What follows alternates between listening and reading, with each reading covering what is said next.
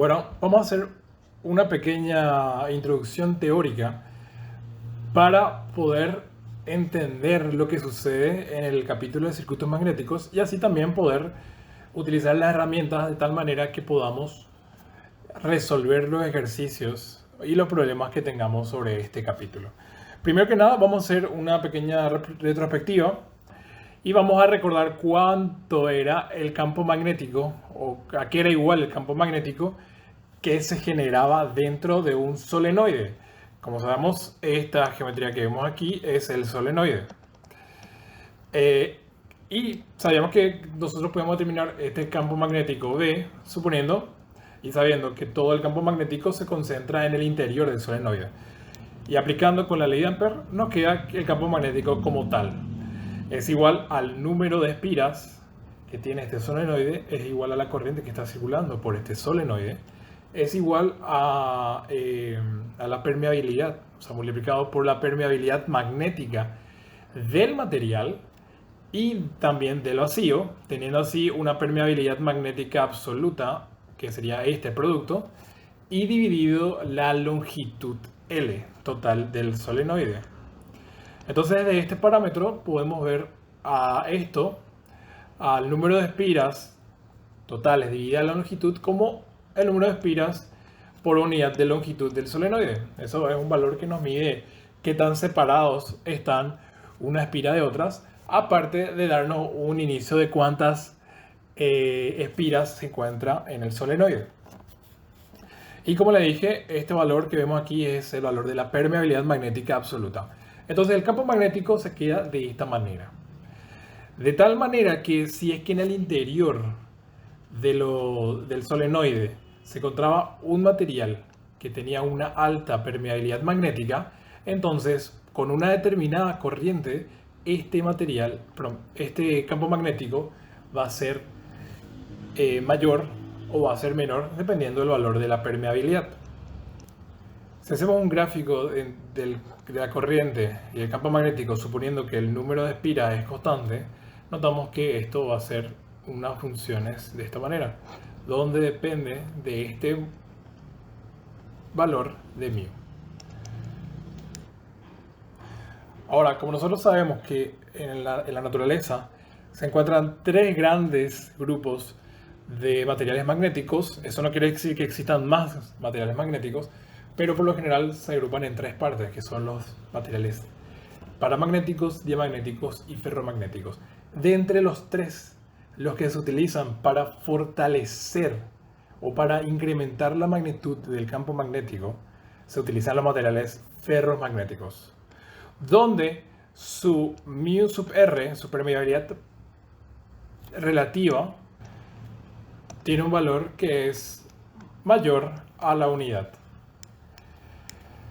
Ahora, si queremos ver solamente el efecto que produce la corriente independiente al tipo de material, lo que nosotros utilizamos un valor que se llama intensidad de campo magnético, que se conoce como la división entre el campo magnético como nosotros conocíamos antes y la permeabilidad magnética absoluta. A este valor, ahora que utilizamos los términos H y B, al valor V vamos a llamarle como densidad de flujo magnético. ¿Y a qué se debe el nombre de densidad de flujo magnético? Como sabemos, el flujo magnético es igual a el producto del campo magnético por un área determinada. Y si pasamos a dividir el área hacia el otro miembro, y de tal manera que despejamos el campo magnético, nos queda que este campo magnético es igual al flujo magnético sobre el área. De tal manera que esta V, ahora podemos llamarle como densidad de flujo magnético. Este sería el flujo magnético y esta sería la área. Esta relación sería la densidad de flujo magnético que llamamos como V, que es el campo magnético como conocíamos. Entonces, en este caso, lo que tenemos es una nueva ecuación, que es el campo magnético sobre μ es igual a H, que aquí da a entender que esta relación depende específicamente de un material. En la vida real, cuando vemos los materiales magnéticos, específicamente los materiales ferromagnéticos, y si esto llevamos a unos gráficos, vamos a tener densidad de campo magnético, V, y vamos a tener también intensidad de campo magnético, que es H. De tal manera que la curva que tengamos de esta relación, que su pendiente es igual a mu, porque lo que nosotros tenemos es que mu es igual a V sobre H,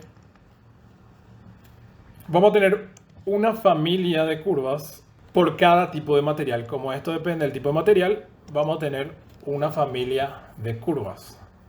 ¿Por qué tienen este tipo de forma, estas curvas lineales?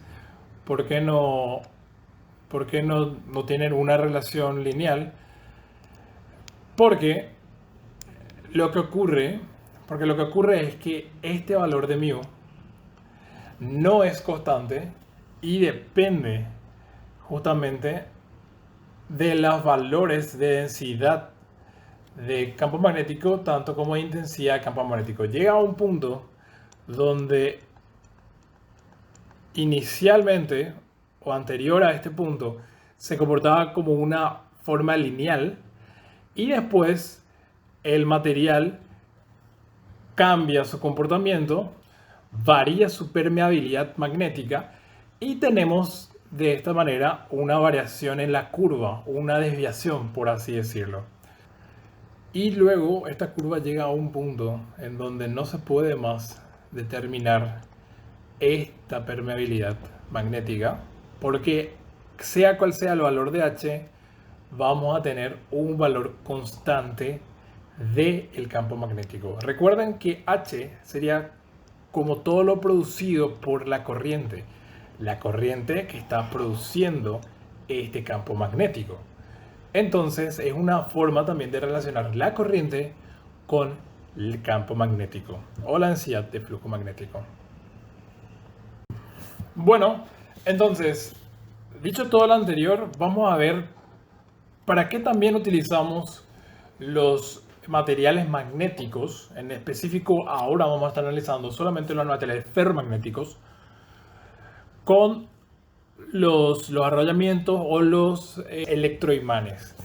Resulta ser que si nosotros analizamos estrictamente la forma de los campos magnéticos generados por los solenoides cuando por esto circula una corriente I, no es un campo magnético constante y uniforme, no es solamente este tipo de campo magnético que se encuentra en el interior. Recuerden que el campo magnético tiene una divergencia igual a cero. ¿Qué quiere decir esto? Que son campos cerrados. Pero aquí el campo magnético externo es un campo débil en comparación al campo magnético interno si tomamos como referencia el solenoide. Eso por un lado.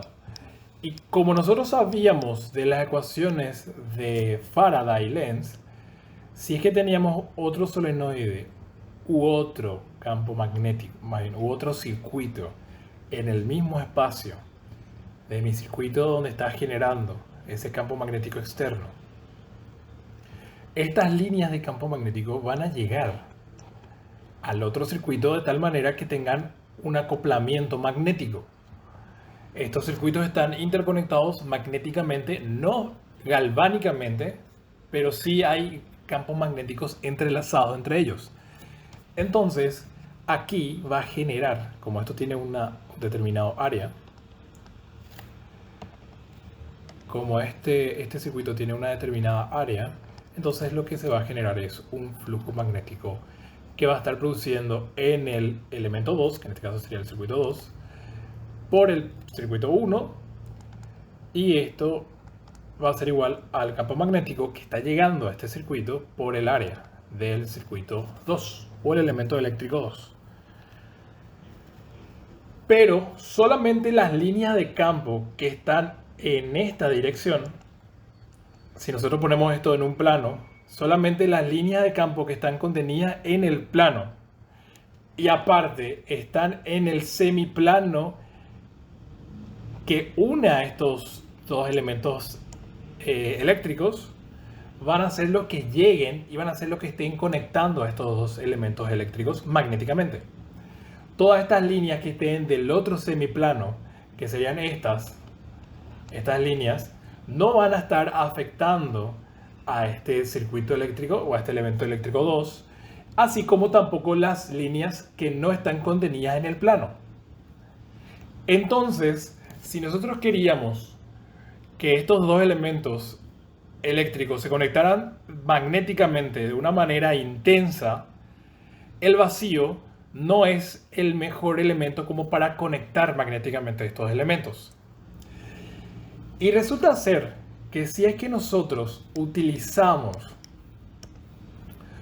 el solenoide, pero en su interior teníamos una, por así decirlo, coraza de un material ferromagnético de esta forma, de tal manera que tenga una sección que puede ser circular o puede ser una sección rectangular, de tal manera que podamos ver de esta manera. Esta sería su sección transversal de este núcleo o coraza magnética. Y si es que nosotros introducíamos el arrollamiento en este núcleo, hacemos pasar una corriente, se va a estar generando también un campo magnético en el interior de este solenoide o este arrollamiento, y aparte también el material ferromagnético va a estar conduciendo estas líneas de campo magnético, de tal manera que todas las líneas de campo magnético que se generan en el interior del solenoide van a estar transmitiéndose por el material ferromagnético hasta cerrar el circuito nuevamente. Lógicamente el campo magnético es un circuito cerrado, pero en vez de cerrarse por afuera, se cierra por dentro del material ferromagnético. Eso quiere decir que si nosotros poníamos un arrollamiento en otro extremo del... Si nosotros poníamos el arrollamiento en otro extremo del material ferromagnético, entonces estos materiales, más bien estos dos elementos eléctricos, cosa que veíamos acá, ahora en vez de estar conectados débilmente, si vemos de la perspectiva magnética, ahora van a estar conectados de una manera fuerte, van a estar acoplados magnéticamente de una manera fuerte, gracias a este material ferromagnético. Y dicho todo esto, podemos entender que ese es el principio, la principal utilización de los materiales ferromagnéticos. Por primero, intensificar el campo magnético, y segundo, concentrar y direccionar el campo magnético. Así, si analizamos solamente lo que ocurre en el núcleo magnético, en este núcleo cerrado, notamos que va a existir un flujo magnético que se está transmitiendo o está circulando por el interior del núcleo magnético. Así entonces, podemos entender que aquí se forma como una especie de circuito magnético, en el cual el material conductor de las líneas del campo magnético o del flujo magnético es el material ferromagnético, y la corriente o el caudal o lo que está fluyendo es el flujo magnético. Y lo que está impulsando, o la fuerza que está impulsando a este flujo, es el arrollamiento, donde el arrollamiento está generando una intensidad de campo magnético H, que sabíamos que esto era igual a la corriente que circula por el arrollamiento por el número de espiras por unidad de longitud. Bueno, entonces ahora lo que vamos a hacer es determinar cuánto vale el flujo magnético una vez que tenemos esta situación.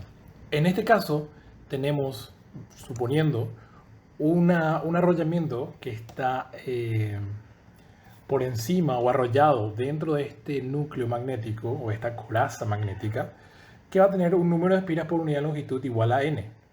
Y por él va a estar circulando una corriente igual a I, como vemos en lila. Entonces, primeramente sabemos que la fuerza de propulsión, la fuerza magnetomotriz, ¿sí? En este caso, que está generando este arrollamiento, va a ser igual a la corriente por el número de espiras por unidad de longitud, que esto conocíamos como H. Este sería el valor que está propulsando a mi flujo magnético. ¿Y qué era lo que sabíamos? Sabíamos que H era igual a la densidad de flujo magnético V sobre mu absoluta, que sería mu absoluta es igual a mu sub 0 por mu sub R. Entonces la ecuación de H queda V sobre mu sub R por mu sub 0.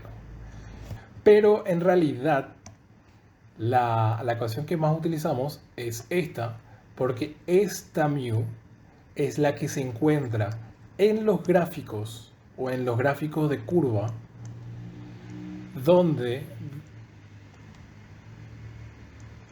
relacionamos la densidad de flujo magnético con la intensidad de campo magnético, que eran esos gráficos que vimos anteriormente aquí. ¿Cómo se utiliza en estos gráficos? Una vez que identificamos este material, lo que hacemos es determinar cuánto vale el valor de H, en este caso, porque lo que tenemos es el valor de H, y lo que hacemos, supongamos que el valor de H estaba aquí, lo que hacemos es llevar o prolongar este valor hasta que corte la curva y luego lo vamos de manera horizontal hasta que corte el eje donde se encuentra la densidad de flujo magnético, y de esta manera obtenemos este valor de la densidad de flujo magnético que vamos a terminar. Entonces, con esto, o sea, con la utilización de esta curva, podemos determinar por medio de H V.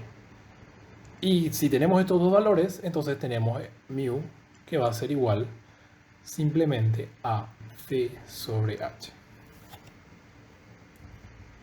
¿Y para qué tenemos esto? Porque sabemos que el flujo magnético es igual a ¿qué cosa? Es igual a V por el área. En este caso, esta área, ¿a qué sería igual? Sería igual al área transversal del núcleo magnético, o dicho de otra manera, sería el área de conducción de flujo magnético.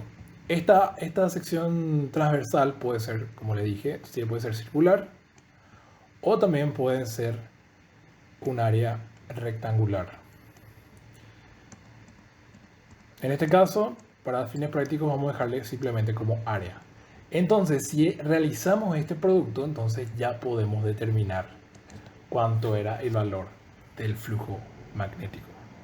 Esta es una manera en la cual se encaran los problemas de circuito magnético. Otra forma es ver por medio de la reluctancia. Otra forma de ver esto es por medio de la reluctancia, en donde llamamos a un valor que sería la oposición del movimiento de este flujo magnético o de la conducción de este flujo magnético, y este valor es igual a la longitud sobre mu por el área transversal en la cual estamos analizando. Esta longitud, hay que aclarar que es una longitud media. Pero este valor de reluctancia sería una reluctancia relativa para cuál sería el sector que estamos analizando esta reluctancia. Y también existe otro valor de reluctancia, que sería reluctancia equivalente, que esta es relacionada a la forma total que tenemos en el núcleo, que en este caso es un núcleo, como vemos aquí, de esta manera. Entonces tenemos asignado un valor de reluctancia equivalente, que no es simplemente como un valor que se opone a el flujo en todos los elementos. Una reluctancia equivalente. Y de tal manera que podemos hacer lo siguiente. H por L, que sería la L media, va a ser igual al flujo magnético por la reluctancia equivalente, en este caso para el circuito. Donde aquí reemplazamos este valor de la reluctancia equivalente, donde aquí vemos que si es que tenemos la manera de determinar esta reluctancia equivalente, podemos determinar el flujo magnético. Entonces H por la longitud media, donde esta sería una longitud media total, sobre la reluctancia equivalente, va a ser igual al flujo magnético. ¿Y cómo sería esto de reluctancia equivalente y longitud media total? Como tenemos en este caso, tenemos esta geometría de núcleo, entonces la longitud media equivalente es sencilla de determinar, porque de entrada tenemos una sección constante. Vamos a suponer que todas estas secciones transversales van a ser constantes. Y tampoco tenemos una discontinuidad del material. No tenemos una forma en la cual aquí tengamos otro material o tengamos simplemente vacío. Este material es contiguo y completo. Entonces, la longitud media total se refiere a la longitud, vamos a ponerle otro color, se refiere a la longitud en los puntos medios que tenemos en esta vista. Sería esta la longitud media total. Sería como el perímetro de este rectángulo que está en azul punteado. Eso sería la longitud media total. Y la longitud media que vemos en cada reluctancia con esta fórmula sería simplemente como si nosotros viéramos este núcleo magnético separado en partes, de tal manera que tengamos lo siguiente: una porción 1 que podemos pintar de esta manera, donde su longitud media va a ser esta.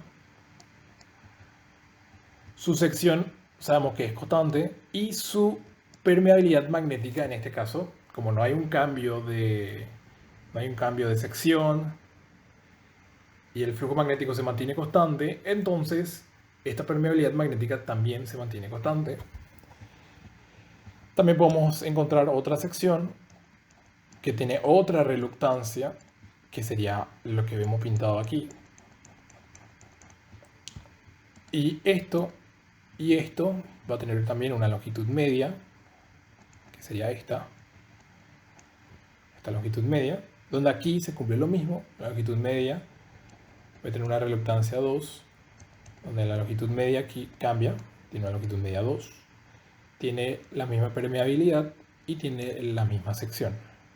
Y como vemos, si vemos la otra sección que queda, esta, es exactamente lo mismo que lo que analizamos al principio. Y si vemos la otra sección que le sigue, va a ser exactamente a la segunda. Entonces, aquí vamos a tener una reluctancia 3, que va a ser igual a longitud media 3 por el área. Y también vamos a tener una reluctancia 4 que le corresponde a esta sección, que va a ser igual a la longitud media 4 sobre mu por el área, que en este caso es constante. Y esta es la forma que nosotros podemos determinar los circuitos magnéticos.